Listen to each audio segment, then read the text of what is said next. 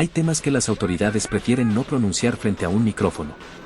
Hay verdades que en Zapopan no se dicen fuerte, solo se murmuran con cautela. Y hay cosas que, aunque el discurso oficial las evita, en redes sociales se gritan sin ningún filtro. La pregunta es directa y sigue sin respuesta pública. ¿Quién ordenó el asesinato de Alberto Prieto Valencia? De acuerdo con versiones extraoficiales, testimonios recogidos en la calle y la lógica con la que opera el crimen organizado en Jalisco, hay un nombre que aparece una y otra vez. Un nombre que, hasta ahora, permanece cubierto por el silencio institucional. Pero la gente ya lo señaló. En redes lo escriben sin rodeos, fue la nueva generación. ¿Quién se atrevería a desafiar al patrón?, se lee en un comentario. En otro, la pregunta es aún más clara. No son comunicados oficiales, no son investigaciones periodísticas ni carpetas judiciales.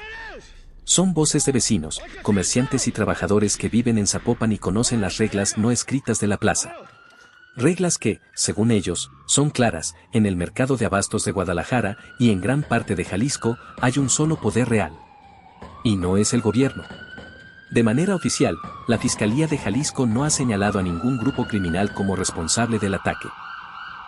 Ni el secretario de Seguridad Federal ha mencionado al CJNG, ni la presidenta ha hecho referencia directa a esa organización. Tampoco se han anunciado operativos especiales del ejército ni mensajes de tolerancia cero. Sin embargo, fuera de los comunicados oficiales, la percepción en las calles es distinta. En Zapopan, en los pasillos del mercado de abastos y en miles de comentarios de ciudadanos, la conclusión se repite: esto no fue un hecho aislado. Fue un mensaje. Un ajuste de cuentas. Y el remitente, aseguran, es conocido. Entonces surge la pregunta incómoda: ¿por qué las autoridades no lo dicen abiertamente? En el mundo del narco, solo hay dos explicaciones posibles. La primera, no existen pruebas suficientes para sostener una acusación formal. La segunda, las pruebas sí existen, pero nombrar al CJNG de manera directa implicaría abrir un conflicto que el gobierno no quiere o no puede enfrentar. Porque no se trata de cualquier grupo. Se trata de la organización criminal más poderosa del país, una estructura que controla rutas, territorios, influencias políticas y, según múltiples testimonios, incluso cuerpos policiales. Señalarlos públicamente tiene un precio: dinero, vidas humanas y desgaste político. El mercado de abastos de Guadalajara no es solo un centro de comercio. Es una plaza estratégica. Un punto de control territorial donde circula dinero legal e ilegal todos los días. Miles de millones de pesos al año. Y donde hay dinero, hay interés del crimen organizado. De acuerdo con testimonios de comerciantes y reportes periodísticos, el cobro de piso es una práctica extendida. Desde grandes bodegas hasta pequeños puestos de comida. Aquí cobran a todos, hasta a los de tacos o tortas, se lee en un comentario. Todo el estado lo tienen bajo su control. No es una exageración para quienes viven ahí. Es la realidad cotidiana de miles de comerciantes en Jalisco. En esas zonas no solo se paga para trabajar. Se paga para seguir con vida. Y quien se niega, desaparece o termina como Alberto Prieto, ejecutado a plena luz del día, con su hija de 16 años asesinada a su lado. Alberto Prieto Valencia era un hombre conocido en el mercado de abastos. Dueño de 2 bodegas, una sobre la calle Chícharo, otra en Coyul, comerciante de granos y cereales, transportista con una empresa certificada. Tenía dinero, influencia y peso dentro del mercado. Pero también tenía un problema. Operaba dentro de una plaza controlada. Y en esas plazas, nadie prospera sin pagar derecho de piso o sin estar involucrado en algo más turbio. La línea oficial de la Fiscalía apunta a las llamadas rifas colombianas como posible móvil del crimen. Sorteos ilegales que, en la práctica, funcionan como un sistema de extorsión. Boletos obligatorios de 20 pesos, amenazas para quien se niega a comprarlos y dinero que termina directamente en manos del crimen organizado. Sin embargo, en el barrio esa versión no convence a todos. Que no usen las rifas de pretexto, dicen algunos vecinos. No quiso pagar la plaza y por eso lo mataron. ¿Quién dice la verdad? Las rifas colombianas no son algo nuevo. Son un esquema de extorsión importado hace años desde Colombia y perfectamente adaptado a la dinámica criminal en México. El mecanismo es simple: redes de cobradores venden boletos para supuestos sorteos con premios llamativos, dinero, electrodomésticos, autos. Que casi nunca se entregan. El objetivo real no es rifar nada, sino recaudar dinero y someter a los comerciantes. Quien no coopera recibe amenazas, o algo peor. Desde 2020, la Fiscalía de Jalisco ha documentado al menos 18 denuncias por usura relacionadas con estas prácticas. 2 investigaciones formales por extorsión, 6 personas detenidas, 5 de ellas de origen colombiano.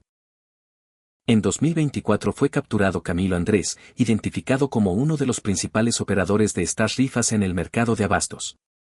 Según las autoridades, explotaba a 18 personas para la venta de boletos. Pero las redes no se desmantelaron. Siguen activas. Y la violencia continúa escalando. El llamado gota a gota es la otra cara del mismo esquema. Préstamos con intereses diarios desorbitados, en ocasiones superiores al 20%. Comerciantes que piden dinero para sobrevivir y quedan atrapados en una deuda interminable. Muchas veces, la única forma de pagar es convirtiéndose en vendedores de rifas. Un círculo vicioso. Una trampa financiera diseñada para exprimir recursos y ejercer control territorial. Y detrás de todo, según múltiples testimonios, aparece siempre el mismo actor. Sobre Alberto Prieto existen versiones encontradas. Algunos aseguran que sí estaba involucrado, que operaba las rifas, que cobraba piso y formaba parte de la estructura criminal. Otros sostienen lo contrario, que se negó a pagar, que intentó desafiar el control, que usó su dinero y su posición para resistirse. En Jalisco, hacer eso equivale a firmar una sentencia de muerte. En las plazas controladas nadie se sale del guión sin pagar las consecuencias. El ataque del 29 de diciembre no fue un arrebato. Fue una acción calculada. Planeada con anticipación y ejecutada con precisión. Días antes, vecinos reportaron drones sobrevolando la zona. Un Nissan Versa blanco con placas de Michoacán rondando repetidamente las calles. Personas armadas apostadas en puntos clave. Camionetas blancas que aparecían y desaparecían sin explicación. Eso no es improvisación. Es vigilancia. Es inteligencia criminal. Y eso cuesta dinero, logística y estructura. No es el trabajo de sicarios aislados. Es una operación de cártel. Vecinos detectaron drones y movimientos sospechosos días antes del asesinato, según reportes periodísticos. El Versa blanco, con placas de Michoacán, fue visto merodeando la zona. Después, esas mismas placas aparecieron en una de las camionetas utilizadas en el ataque. No es coincidencia. Es seguimiento. Es saber horarios, rutas, rutinas, niveles de seguridad. Es el tipo de operación que solo organizaciones grandes pueden ejecutar. Y eso explica por qué, en las calles, muchos no tienen dudas sobre quién estuvo detrás. Los atacantes no improvisaron. Llegaron con información precisa. Sabían exactamente por dónde iba a pasar Alberto Prieto. Sabían que se movería en su Lamborghini color naranja. Sabían que viajaba escoltado por 7 hombres armados. Y aún así, decidieron ejecutar el ataque con una fuerza abrumadora, más de 30 sicarios, 7 vehículos, armas de alto calibre y una estrategia clara y definida. Bloquear, rodear y disparar hasta asegurarse de que no hubiera sobrevivientes. No dejaron espacio al error. No podían fallar. Y no fallaron. Alberto Prieto murió en el lugar.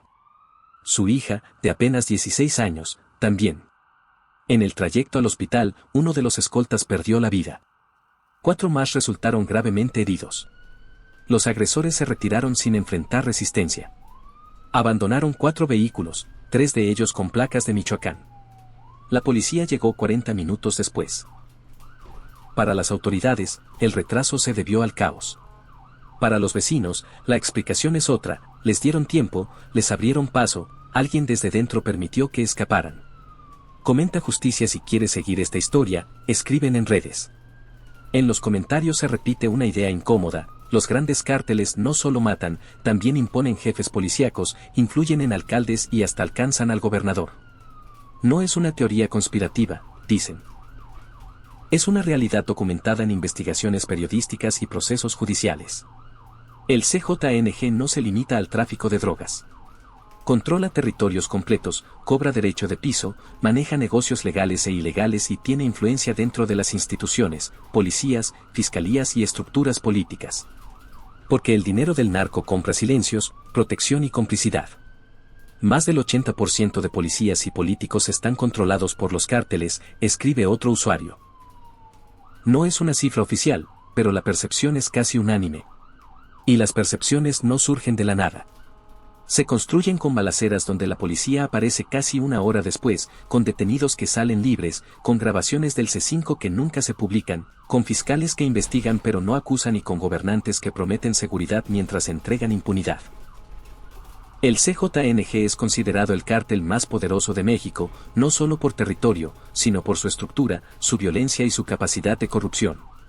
Tiene control casi total de Jalisco, presencia en más de 20 estados, mueve toneladas de droga hacia Estados Unidos y genera miles de millones de dólares al año. Ese dinero no solo compra armas y sicarios. Compra alcaldes, jueces, mandos policíacos y compra impunidad. En México, el dinero sigue pesando más que la ley. El gobierno lo niega de forma indirecta. No lo reconoce abiertamente, pero tampoco lo confronta de frente. Se habla de operativos, de coordinación, de mesas de seguridad. Pero los resultados no cambian: violencia sin control, sicarios en libertad, víctimas sin justicia y una población que ya no confía en nadie. Porque cuando 30 hombres armados atacan en pleno día y nadie los detiene, la conclusión parece evidente: no es que el Estado no pueda, es que no quiere o ya no manda. Y aquí surge la pregunta central: ¿Alberto Prieto Valencia trabajaba para el CJNG o lo desafió? Existen dos versiones opuestas y ambas son explosivas. La primera sostiene que Prieto formaba parte de la estructura criminal.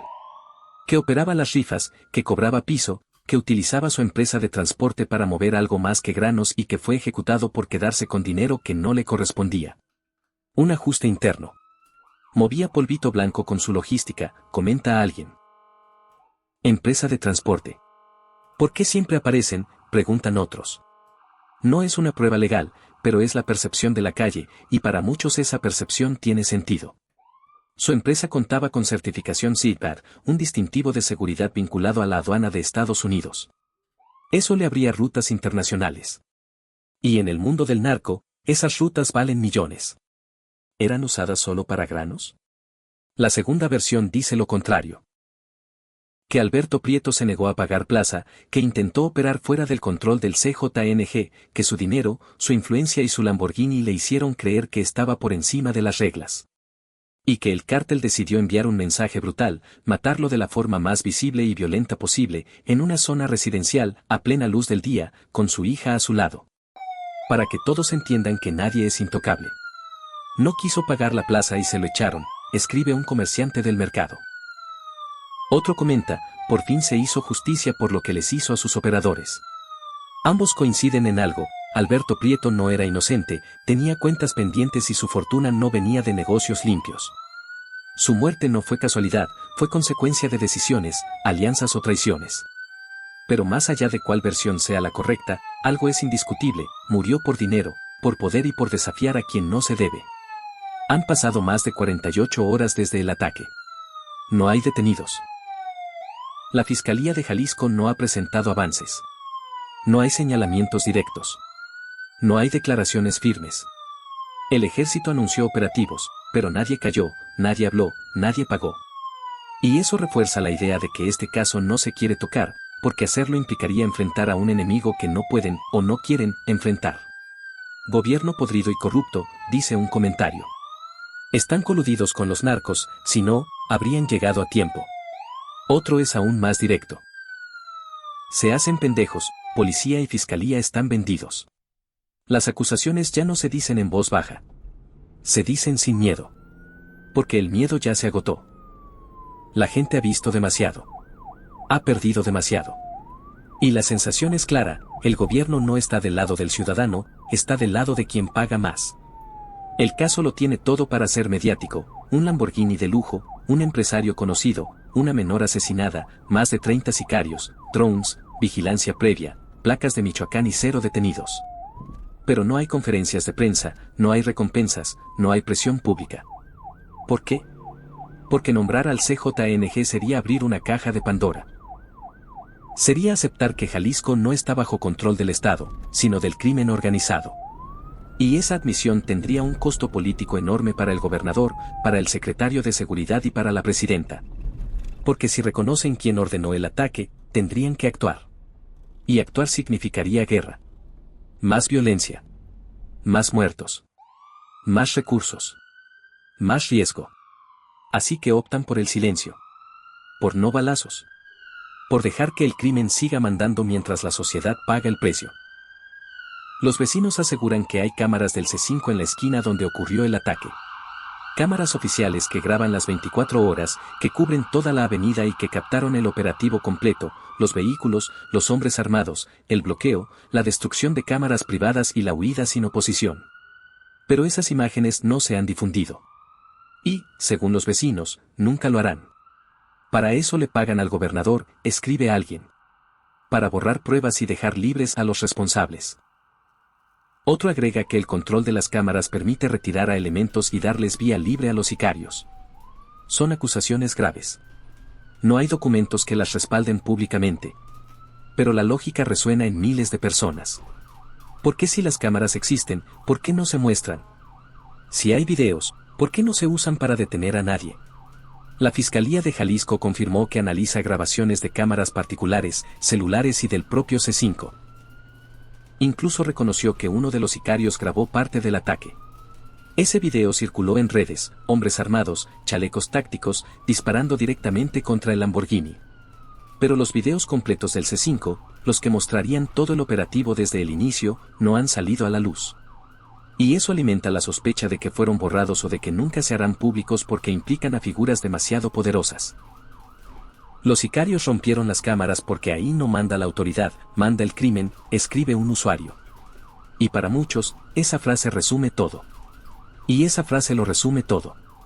Los sicarios actuaron con la certeza de que podían moverse sin obstáculos, con la seguridad de que nadie iba a intervenir. Sabían que tenían luz verde. Sabían que alguien desde dentro les había abierto el camino. Y las cámaras del C5, que deberían ser la prueba definitiva, terminaron convertidas en otro símbolo de un sistema donde la evidencia desaparece cuando toca intereses grandes, cuando el nombre que aparece es el del CJNG.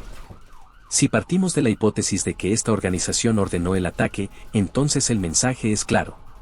No se trataba únicamente de matar a Alberto Prieto. Se trataba de exhibir poder. De decir sin palabras, esta plaza es nuestra. Nosotros decidimos quién vive y quién muere.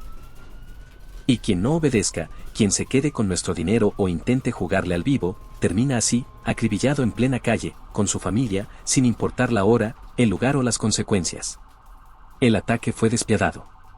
Más de 30 hombres armados, 7 vehículos, más de 200 disparos en una zona residencial, a plena mañana, alrededor de las 10, con vecinos mirando, con niños dentro de sus casas, con autos circulando.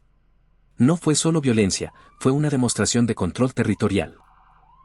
Un mensaje directo para los comerciantes del mercado de abastos, para los empresarios de Jalisco y también para el gobierno: aquí no mandan ustedes, mandamos nosotros. ¿Quién va a desafiar al patrón?, se lee en uno de los comentarios. Y no es una pregunta retórica. En Jalisco, el CJNG ha demostrado una y otra vez que puede más que el Estado. Puede atacar a plena luz del día, puede matar a quien quiera y puede retirarse sin consecuencias. Eso no ocurre por casualidad. Es resultado de estructura, dinero, corrupción y miedo. Porque cuando un cártel alcanza ese nivel de control, casi nadie se atreve a enfrentarlo. El gobierno responde con comunicados, con operativos anunciados, con mesas de seguridad. Pero el resultado no cambia: violencia desbordada, sicarios libres, víctimas sin justicia y una sociedad que ya no cree en las instituciones. Porque mientras una emboscada de este tamaño quede impune, mientras las autoridades sigan llegando tarde o no lleguen, mientras los videos del C5 sigan sin aparecer, la conclusión es brutal: México no se rige por la ley, se rige por el dinero y las balas. Han pasado los días y no hay detenidos. La Fiscalía de Jalisco dice que investiga, pero no hay nombres, no hay órdenes de aprehensión, no hay conferencias con resultados. Solo silencio. Y ese silencio pesa. Porque cada día sin justicia es un día más de impunidad. Un día más en el que el CJNG se fortalece. Un día más en el que la gente pierde la poca fe que le queda en el Estado. ¿Qué sigue para Zapopan? ¿Qué sigue para Jalisco? ¿Qué sigue para México? Nadie lo sabe con certeza, pero los escenarios son limitados. El primero sería que el gobierno actúe de verdad, que nombre al cártel, que detenga a los responsables y que recupere el control de las plazas. Pero eso implica voluntad política, recursos y aceptar que vendrá más violencia, porque el narco no se retira sin pelear y el CJNG no va a soltar Jalisco sin guerra. La segunda opción es que todo continúe igual. Que el caso de Alberto Prieto se archive, que se diluya en el tiempo, que se convierta en una cifra más y que el cártel siga operando con libertad total, cobrando piso, eliminando a quien se oponga y controlando el Estado, mientras el gobierno emite comunicados y la gente vive con miedo. Es la opción más probable, porque es la que menos cuesta en el corto plazo. La tercera es la más oscura, que la violencia escale. Que haya más ataques, más ajustes de cuentas, más mensajes del narco. Que Jalisco termine convertido en un campo de batalla permanente, como ya ocurrió en otros estados del país. Porque cuando un grupo criminal acumula tanto poder y el gobierno muestra tanta debilidad, el resultado casi siempre es el mismo: más sangre, más muertos y más impunidad. Mientras todo eso ocurre, hay 3 cuerpos en una morgue: Alberto Prieto Valencia, de 57 años, Sara, su hija de 16, y un escolta. 3 vidas que no regresan. 3 familias destrozadas. Miles de vecinos marcados para siempre. Personas que llamaron al 911 y nadie llegó. Personas que vieron cómo destruían sus cámaras sin poder hacer nada. Personas que escucharon más de 200 disparos y se escondieron debajo de las mesas. Personas que ya no confían en el gobierno, porque el gobierno no los protegió y quizá nunca lo hará. La pregunta final ya no es quién mató a Alberto Prieto. Para la calle, la respuesta está clara desde hace rato. La pregunta real es otra: ¿qué va a hacer el gobierno con eso? ¿Lo va a ignorar? ¿Lo va a ocultar? ¿O va a actuar de una vez? Porque México no soporta más comunicados sin acciones. No soporta más mesas de seguridad sin resultados. No soporta más impunidad disfrazada de estrategia. La gente quiere justicia, quiere protección y quiere un gobierno que gobierne, no que sea cómplice del crimen. Si quieres seguir estos casos, suscríbete. Esto no termina aquí. Mientras exista impunidad, seguirán las balaceras, las muertes y las historias como esta. Y alguien tiene que contarlas. Alguien tiene que señalar lo que otros prefieren callar. Y si puedes apoyar, hazlo. Ese respaldo permite seguir investigando, seguir dando voz a las víctimas y seguir exigiendo justicia.